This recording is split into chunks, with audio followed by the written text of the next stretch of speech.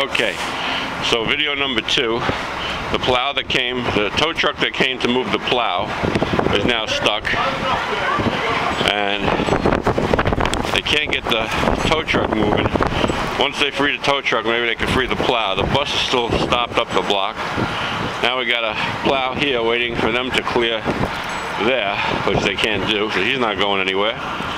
And now all of Avenue S is blocked up. People can't go forward, so they're trying to back out. And if you can look down the block, there's cars everywhere. It's an amazing thing.